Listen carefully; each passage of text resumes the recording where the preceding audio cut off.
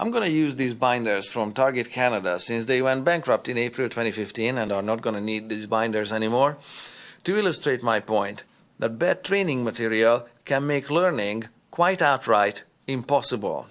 And it doesn't matter that this is a retail example, whether you're a college student or a student in trades and technology, or you're learning actually in retail and sales, or learning as a customer or consumer.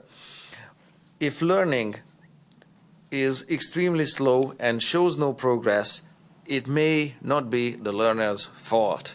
It could be entirely or to a large part the training material's fault.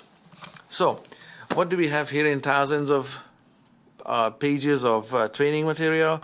Reasonable stuff, everything from operating a baler and a forklift to how to handcuff an irate customer.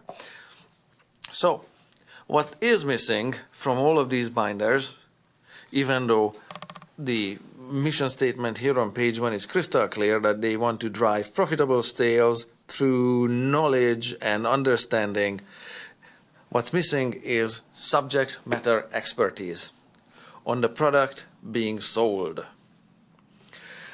They do have a cutesy little 4-stepper customer service model here, but that doesn't help the situation. It doesn't substitute subject matter expertise. They called this model here, where is it? Here, the winning service strategy. But winning service without substance doesn't help drive sales. So this model that these binders are peppered throughout and reinforced on multiple occasions is a cute little thing, runs like this. Acknowledge the customer. Oh, guest is a customer, so same there. That's a customer service binder, and this one is cashier training. So acknowledge the customer, understand the customer's needs, help the customer, and show appreciation. So far, so good. But without subject matter expertise or knowledge on the products being sold, how can one understand a customer's needs accurately? If you don't have a clue in the first place, you're not going to understand the other guy. And if you don't have a clue, you can't possibly help the customer in any way other than, yeah, the washroom is on the left. So, but that's not help, that's not driving sales, you know what I mean? So, this is not a business analysis on what went wrong and why Target went bankrupt. I'm just going to single out, I'm talking about learning, and I'm going to single out an example on electronics, on TVs, because most everybody can relate to TVs. In here, there is an electronics training assignment, and there are a number of charts and sheets. This one is on televisions, tablets, camcorders, cameras, game systems, you get the idea, GPS systems, okay, electronic stuff. So I copied out some pages and I want to show you what I mean that bad training material can make learning impossible. Let me just put you on the tripod here and we'll get started in a sec. I'll just make some room. Alright, let's get going. Let's look at this page here, top left corner where the table starts. Maybe this way, there. Viewing distance. Here in this column you see some numbers. Oh, they all relate to distance. Viewing distance, that is. And what you see there is numbers formatted in an interesting way. This looks like 4'8", 6'10", and this looks like ages 10 and up. Just by looking at it, you know, a cursory look at it. A quick glance. So, why are numbers formatted this way to people who are not taking measurements on a daily basis? Tradespeople, of course, are immediately familiar with this symbol here, this whisker here, in the corner of the figure 8 there. This is the symbol for feet. So this one reads 4 to 8 feet for viewing distance. But this symbol and the meaning of this symbol is not obvious. No, it's not common sense, because nobody is born with this knowledge. If you are not born with this knowledge that the meaning of this symbol is feet, then you have to be then this knowledge has to be taught to you, explained to you, and transmitted to you if it's not born with you. Okay, now 4 to 8 feet could be formatted, of course, 4 feet dash 8 feet, Or what the heck, especially for people who do not take measurements on a daily basis, why don't we print feet, like so, F-E-E-T, 4 feet dash 8 feet, and print the words feet on it, twice if you have to. It'll fit the column or the row. And no, it doesn't cost a lot in ink. So, this is what I mean, that knowing this, just this little tiny detail, is not gonna make the bank or break the bank, or is not gonna result in thousands of millions of dollars of revenue. No. But these are the small details that cause training to go nowhere. And that's just the first number in the first column, in the first row, on page 1 or so. Okay?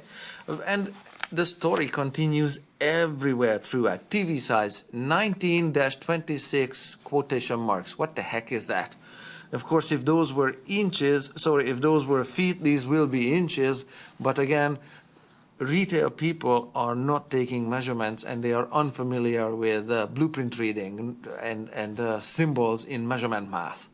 Okay, 19 inches to 26 inches, and they might also need to know whether it's the TV's length, height, thickness, or what the heck this 19 to 26 inches is. It's actually the diagonal of the screen, so, but don't worry about it. All right, in the same line, we've got here features and benefits, 720p. P as in pennies? What the heck is 720p? You know, like British pound sterling and pennies? Yeah. And why is 720p a benefit? Or is that a feature? How can one learn anything from this unless you already have background information on all of this stuff? 60HZ, what the heck is that? What is it there for? What does it do there? What's the benefit in 60HZ? If we go to the first page, some clues might be found here, but we are not really helped out. Here is an overview. Of course, the document starts here, and it explains, it talks about doesn't explain, it talks about the television formats. Here in the technical specs, we find stuff about HZ, because HZ appears on the page right around there. So, the P is also explained there. It just happens to have 720p listed on it, and it doesn't say that P stands for pixels, but it has pixel in the text. However, again, if the learner is left to draw inferences on his own or her own, the learning can go in the right direction or it can go nowhere. Pixels are explained here, but it doesn't explain anywhere on the page that P stands for pixels. And if it's not pointed out, it's not going to be learned, because you're not born with it. Why would it be obvious? So let's get back to HZ. What is HZ? It's found under a heading or subheading here where it says refresh rate. The higher the refresh rate, the crisper the image. 240 HZ is the highest in the store. I don't know if highest is the tallest or the biggest number or highest. I thought Jimmy was the tallest.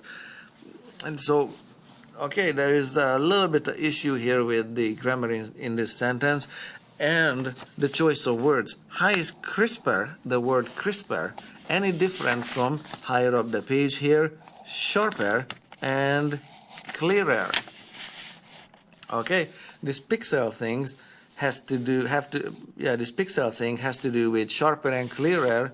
So how is that HZ thing has to do with crisper?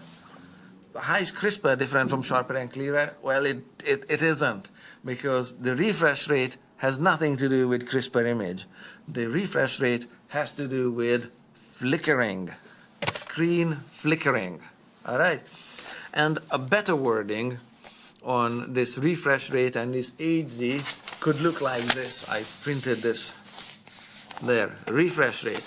It tells you what it is, what it's measured in, and why do we bother. Refresh rate is a number. There's your 240, and there's your 60 there. Refresh rate is a number that shows how many times the screen flickers every second. Explanation. Electronics displays and TV screens are on and off many times a second. They are not lit up evenly while being continuously powered. And of course, on site, a trainer could explain this with a little more words if it isn't already obvious and somebody absolutely doesn't have background knowledge of anything in electronics, that the screen comes on and then it turns off, comes on and it's turned off while it's being plugged in. That's how it normally operates. And then it lights up, and then it goes dark, and it lights up again to maximum brightness, and then it goes dimmer and dimmer, and it doesn't totally turn off because it doesn't have time. The LEDs or whatever makes light in the screen doesn't have the time to totally go black, but the brightness fluctuates. It does go up, it does go down. Okay, and and this change in brightness looks like flickering. All right, the trainer could explain it in this manner. Okay, back to H, Z, and the numbers. Refresh rate is measured in. Refresh rate is measured in Hz, bracket, word, pronounced hertz. The refresh number could be 60, 120, whatever, those numbers, they are coming from the specs that they singled out and they used in the training material. The higher the number, the more stable the image appears. It's different from this sentence that the higher the refresh rate, the crisper the image. No, it's not crisper. The higher the number, the more stable the image appears. Or in other words, the lower the number, just to reinforce the idea, the more flickery the image appears. Alright, why do we bother about flickery image? Some people are sensitive to low refresh rate. Obviously, 60 would be lower, 480 would be higher. So they are sensitive to the low refresh rates. And this low refresh rate can cause eye strain and headache.